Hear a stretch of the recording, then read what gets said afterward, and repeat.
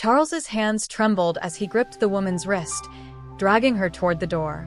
The air was thick with a strange mixture of rage and desperation.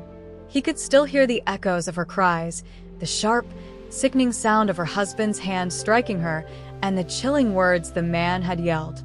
"Are you insane?" the husband croaked from the floor, struggling to his knees. Blood trickled from his split lip, his eyes blazing with fury. "She's my wife. You have no right." Charles turned sharply, his voice thundering. "A wife? Is that what you call her? You beat her like she's an animal, and you dare to call yourself her husband?" He held up his battered Bible. "God didn't make you her master. He made you her partner. But you've turned into the demon you claim to fight." The man's retort died in his throat as Charles's words struck deep. For a brief moment, there was silence, broken only by the woman's quiet sobs. Charles faced the woman, her eyes wide with fear and confusion. She clutched her side where bruises were already forming, her lip quivering. I can't leave," she whispered, shaking her head. "He's my husband. He'll come after me. He'll kill me." Her words tore at Charles's heart. He had seen this story before, lived it in the shadows of his childhood. His mother, frail and afraid, had said the same words. "It's not that bad, Charles. He's your father." But it had been that bad, and it had ended in tragedy. He looked at the woman, then at the man on the floor, who now wore a bitter smile. "You see," the husband sneered. "She knows her place." Charles clenched his fists. This wasn't just about her anymore. It was about his own demons. His mother had stayed, and it had cost her life. He couldn't let history repeat itself. But then the voice of reason whispered in his ear. "What are you doing? You're not a pastor.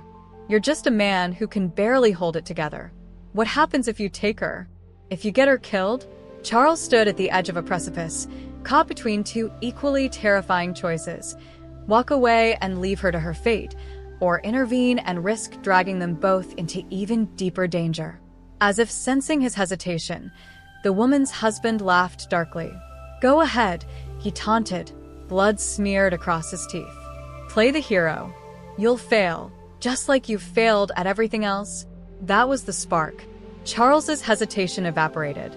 He turned to the woman, his eyes locking onto hers. "You don't have to stay. You deserve better. But you have to trust me." Her tears slowed as she stared at him, searching for something. Hope, strength, a reason to believe. Slowly, hesitantly, she nodded. Charles didn't wait.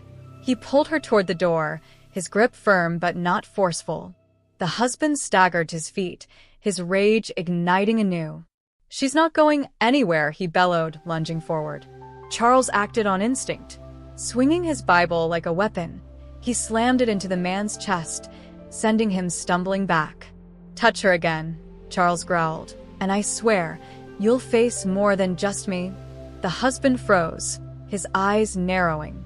"You'll regret this," he spat, but he didn't follow them. Charles led the woman outside, the cool night air hitting them like a wave. Her sobs softened as they walked, her trembling slowing with each step. For the first time in what felt like an eternity, she seemed to breathe. When they reached the end of the street, Charles stopped. He turned to her, his voice gentle but firm. "Do you have anywhere to go? Friends? Family?" She shook her head. "No one." He made sure of that. Charles sighed. He had hoped for an easy answer, but life rarely worked that way. "Then we'll figure it out," he said. "You don't have to go back."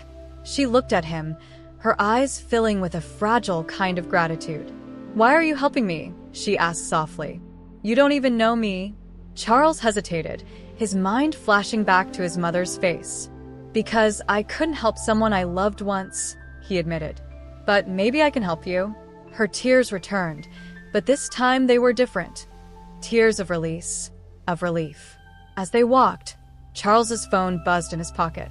He pulled it out to find a text from an unknown number. "You did well tonight, Charles. But this isn't over.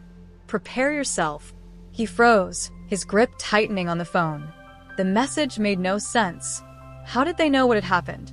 And why did it feel like it was addressed directly to his soul? The woman noticed his change in demeanor. "What's wrong?" she asked. Charles slid the phone back into his pocket, forcing a smile. "Nothing," he said. "Let's just keep moving." But as they walked, a chill settled over him. For the first time, he wondered if this was truly just about saving one woman, or if he was being drawn into something much larger, much darker. One thing was certain: his life was no longer his own. God, or whatever force was at work, had plans for him, and whether he liked it or not, he was about to find out what they were.